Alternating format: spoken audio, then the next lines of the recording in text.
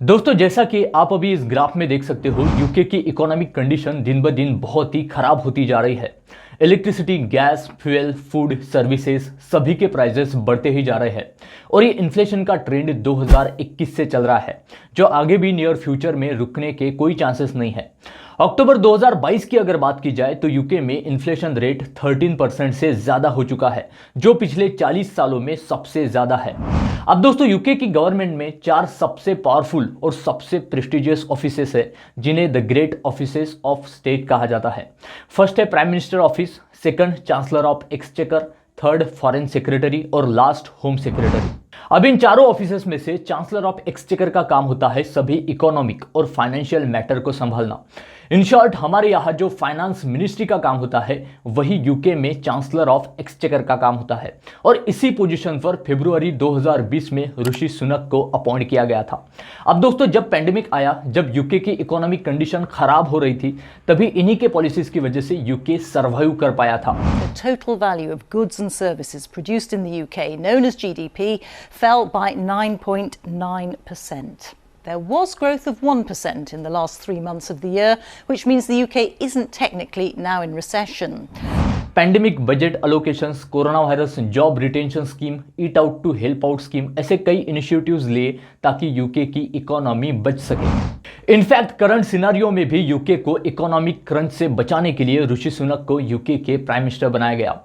लेकिन दोस्तों, हम इंडियंस के लिए सबसे जरूरी सवाल है, क्या ऋषि सुनक फिर से इंडिया यूके रिलेशंस का एक नया अध्याय लिखेंगे? क्या हमारे बीच के रिलेशंस जो ब्रिटिश काल से खराब हो रखे थे वो कहीं ना कहीं बेहतर हो पाएंगे? क्या ऋषि सुनक एक टर्निंग पॉइंट साबित होंगे इंडिया और यूके के रिलेशंस में? नमस्कार, मैं मोहित, आप सभी का स्वागत है इस प्लेटफॉर्म पर। दोस्तों, आज के इस वीडियो में हम इसी मुद्दे को डिटेल में डिस्कस करेंगे। I've just been to Buckingham Palace and accepted His Majesty the King's invitation to form a government in his name. The new leader of the Conservative Party is Rishi Sunak, and tomorrow morning he'll be installed as Britain's youngest Prime Minister in over 2 centuries. दोस्तों, हमने United Nations के साथ 2005 में comprehensive strategic partnership agreement किया था और तब से लेकर अभी 2021 तक कोई भी फॉर्मल एग्रीमेंट नहीं हुआ। अभी मई 2021 में यूके के प्राइम मिनिस्टर बोरिस जॉनसन और हमारे प्राइम मिनिस्टर नरेंद्र मोदी ने एक वर्चुअल मीटिंग के थ्रू 2030 तक इंडिया यूके के रिलेशंस किस तरह से डेवलप होंगे, किस तरह से स्टेप बाय स्टेप आगे बढ़ेंगे, इसके लिए एक प्रॉपर रोड मैप बनाया है। फ्रेंड, पिछले साल हमने दोनों देशों के बीच कॉम्प्रिहेंसिव स्ट्रेटेजिक पार्टनरशिप की स्थापना की थी और इस दशक में अपने संबंधों को दिशा देने के लिए हमने एक महत्वाकांक्षी रोड मैप 2030 भी लॉन्च किया था। दोस्तों, इस पूरे रोड मैप के 5 की एरियाज है। First, free trade agreement. इसके अकॉर्डिंग यूके इंडियन प्लेयर्स के लिए fishing industries, nursing possibilities, cooperative dialogue, security agreement जैसे कई सेक्टर्स ओपन अप करने वाला है और इंडिया यूके को जिस चीज की जरूरत है वो प्रोवाइड करेगा। For example, fruits, medical equipments, master degree के लिए म्यूचुअल रिकॉग्निशन और रेसिप्रोकल लीगल सर्विस ओपन करेगा। इस रोड मैप का सेकंड की पॉइंट है माइग्रेशन एंड मोबिलिटी पार्टनरशिप। इसके अकॉर्डिंग इंडियन स्टूडेंट्स और प्रोफेशनल्स को यूके में लीगली माइग्रेट करना बहुत ही इजी हो जाएगा, जिससे इंडिया यूके के बीच कोऑपरेशन इंप्रूव होगा।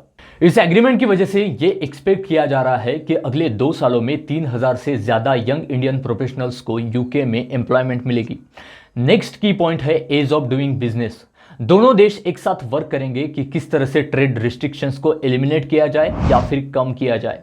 इसमें regulatory reforms, tax administration, trade facilitation और स्टैंडर्ड्स पे काम किया जाएगा।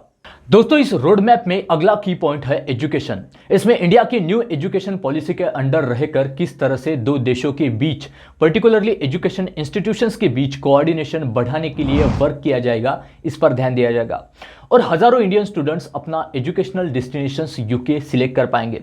इस इनिशिएटिव का रिजल्ट ये होगा कि लगभग 6500 इंडियंस को यूके में हाई पेइंग जॉब्स में काम करने का मौका मिलेगा। अब दोस्तों, इस रोड मैप का लास्ट और सबसे जरूरी की एरिया है इंडियन स्टार्टअप को बूस्ट करना।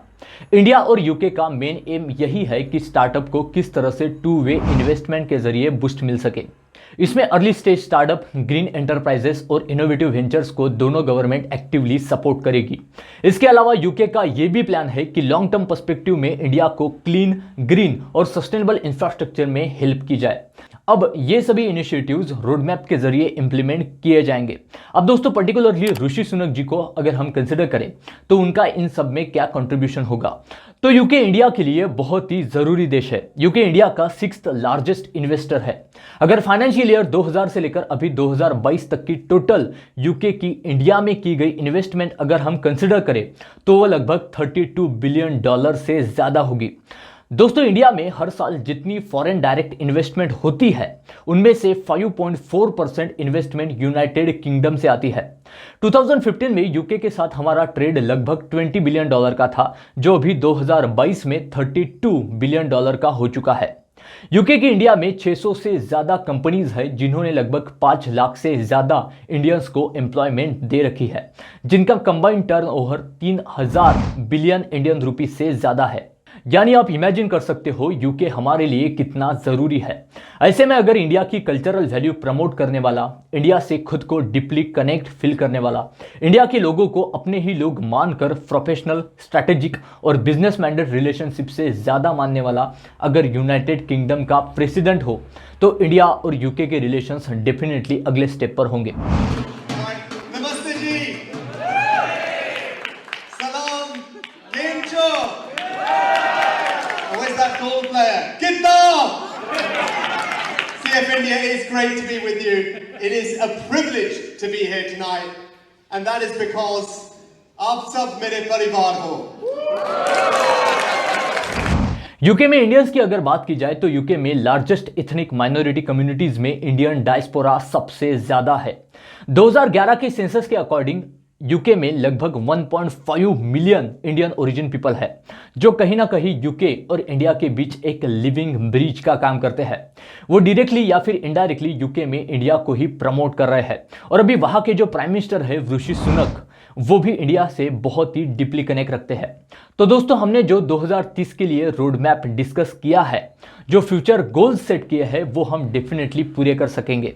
वैसे मिड नवंबर में जो इंडोनेशिया में G20 समिट होने जा रही है, तब हमारे प्राइम मिनिस्टर ऋषि सुनक जी से मिलेंगे ही, तभी और भी चीजें क्लियर होगी। लेकिन ओवरऑल हम ये बोल सकते हैं कि जब तक यूके में कोई और ड्रास्टिक पॉलिटिकल चेंजेस नहीं होते, तब तक ये कंफर्म है कि हमारा यूके के साथ एक अच्छा रिलेशन रहेगा।